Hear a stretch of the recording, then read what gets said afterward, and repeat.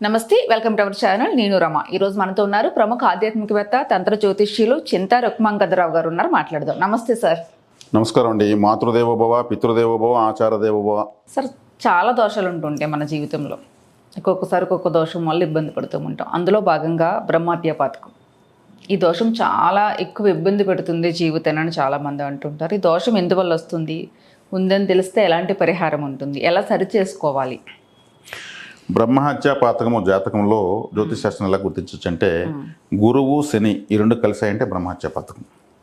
గురు శనులు కలిసి ఏ రాశికి ఏ లగ్నానికి ఎక్కడా ఉండకూడదు, వాళ్ళిద్దరు కలవనేయకూడదు.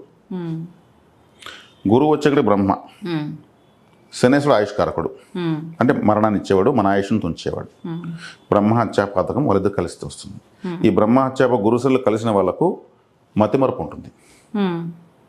ముఖ్యమైన సందర్భాల్లో మతిమరపు వచ్చేస్తుంది, టక్మని మర్చిపోతారు. వీళ్ళ గ్రోత్ ఉండదు. ఈయన ధనకారకుడు, ఈయన ఆయుష్కారకుడు. శని ఆలస్యానికి కారకుడు, గురువు అభివృద్ధి కారకుడు. ఈయన నేను లేట్ చేస్తే ఈయన ఇస్తానంటే ఈయన ఆపుతాడు.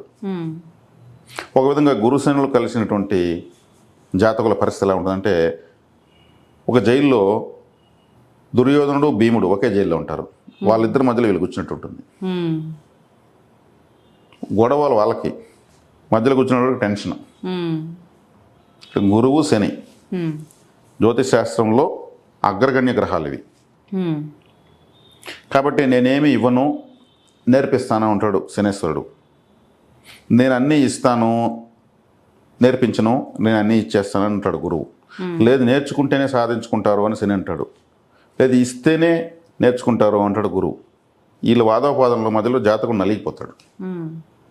పెద్దవాళ్ళు చేసినటువంటి కొన్ని దైవతా లోపాలు, కొన్ని పొరపాట్ల వల్ల బ్రహ్మహత్య పాతకము తర్వాత వచ్చే తరాల వాళ్ళ జాతకాల్లో గురుశనుల కలయికలో కనిపిస్తుంది. కాబట్టి ఈ గురుశనులను పరిహారం చేయాలంటే, ఇప్పుడు గురువు శని, శని కారకత్వం ఏమి? చెప్పులు. గురువు ఎవరు? తల్లి తండ్రి గురు సమానులు, చదువు చెప్పించిన వాళ్ళ గురువులు. వీళ్ళకి కాళ్ళకు చెప్పులు వేసి నమస్కారం చేసి ఆశీర్వాదం తీసుకుంటే బ్రహ్మహత్య పాతకం నశించుకుంటుంది. చక్కగా వాళ్ళు 60 సంవత్సరాలు దాటిన వాళ్ళు, మేనమామలు మేనత్తలు కావచ్చు, పెద్దనాన్న పెద్దమ్మలు కావచ్చు, పిన్నాన్న పిన్నమ్మ కావచ్చు, గురువులు భార్యలు కావచ్చు, వాళ్ళంతా 60 సంవత్సరాలు దాటిన వాళ్ళు ఎన్నో కష్టాలు నష్టాలు పడి నలిగి వాళ్ళు ఆ స్థాయికి వచ్చుంటారు. గురువు అంటే గీ అంటే నెయ్యితో చేసిన స్వీట్స్ అంతా గురువు.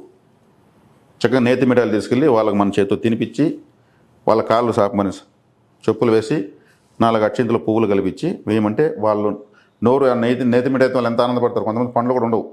ఆ మిఠాయిని తింటే వాళ్ళకి ఆనందం, కళ్ళలో నీళ్ళు వస్తాయి వాళ్ళకు.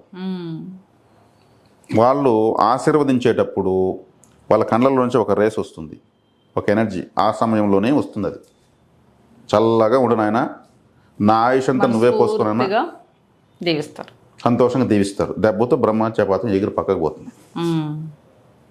శనికారకత్వాన్ని గురుకారకత్వాన్ని ఎత్తుకెళ్ళాం. శనికారకత్వం చెప్పు ఎత్తుకెళ్ళాం, గురుకారకత్వం నేతి మిఠాయిలు ఎత్తుకెళ్ళాం. గురు సమానులకు వెళ్ళాం, వాళ్ళ పాదాలకు వేసాం. శనేశ్వరుడి పాదాలు, గురుశనులు ఇద్దరిని సమన్వయం చేసాం.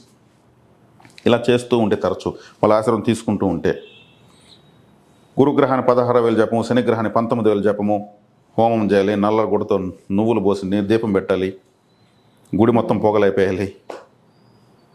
ఇవంతా ఏం పనిచేయవు. అది చాలా తీవ్రమైన దోషం. అది బ్రహ్మహత్య పాతకం ఇంకెట్లా ఊరికి నల్ల నువ్వులతో దీపం పెడితే బ్రహ్మహత్య పోతుందా? గురుగ్రహాన్ని శనగలు దానం చేస్తే పోతుందా? శనగలకి నువ్వులకి అంతా పోయే దోషం కాదు. అది జీవకారకత్వం. శనేశ్వరుడు అంటే వృద్ధులు, ముసలి వాళ్ళు, 60 సంవత్సరాలు దాటిన వాళ్ళంతా శని ప్రభావంలో ఉంటారు. వాళ్లకు వాళ్ళ పాదాలకు చెప్పులు, వాళ్ళకి నేతి మిఠాయిలు, ఆశీర్వాదం, వాళ్ళు మెత్తగా నడిచేదని.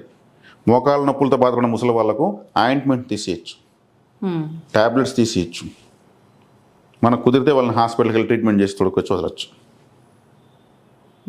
ఈ కారకత్వాలకి మనం ఫిజికల్గా నిరూపించుకోవాలి సేవ చేసి. సేవకు గ్రహాలు లొంగుతాయి, పూజకు లొంగవు. పూజకు ఏమంటే టైం వేస్ట్ అవుతుంది. అనవసరం అవన్నీ పువ్వులు ఇవన్నీ మానే తినేస్తున్నారు, మేమేం చేసేది అంటారు. సేవ చేస్తే వాళ్ళు కరిగిపోతారు. కాబట్టి గురు సమానం అంటే తల్లిదండ్రులు ఆది గురువులు, విద్య నేర్పించినటువంటి ప్రత్యక్ష గురువు, తత్సమానులైన వాళ్ళకంతా మనము ఇవ్వచ్చు. మేనమామల మేనత్తలు మన తల్లిదండ్రుల కన్నా ఎక్కువగా మనం ఆదరించి వాళ్ళ పిల్లల కన్నా ఎక్కువగా మనం చూస్తారు. మేనమామ మేనత్త ముందు పడినారంటే తల్లిదండ్రులు కూడా సైడ్కి పోతారు. వాళ్ళ హక్కులు అలా ఉంటాయి. కాబట్టి ఎక్కడ వాళ్ళు అటువంటి వాళ్ళ దగ్గరికి వెళ్ళినప్పుడు ఉత్త చేతులతో వెళ్ళకూడదు. నీకోసం తెచ్చాను తిను, నేను ఇప్పుడు నాకు లేదంటే అట్లా కాదు నోటు తెరవని చెప్పి బలవంతంగా నోట్లో పెట్టాల.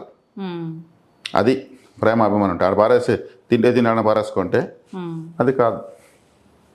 కాబట్టి బ్రహ్మహత్య పాతకాన్ని సింపుల్గా శక్తివంతమైన పరిహారం ఇది. దీన్ని చేసుకోవచ్చు హ్యాపీగా అందరూ ఇంట్లో చేసుకోవచ్చు. అంతే. పెద్దవాళ్ళ నుంచి వచ్చే ఆశీర్వాదం నిజంగా బ్లెస్సింగ్స్, మంచి బ్లెస్సింగ్స్. హ్యాపీగా మనస్ఫూర్తిగా ఇస్తే దైవ స్వరూపుల వల్ల ఇంకేం అంతే కావాలి. కదా. చాలా చిన్న పరిహారం ఇది, నిజంగా హ్యాపీగా అందరూ చేసుకోవచ్చు. నమస్తే అండి. ధన్యవాదాలు.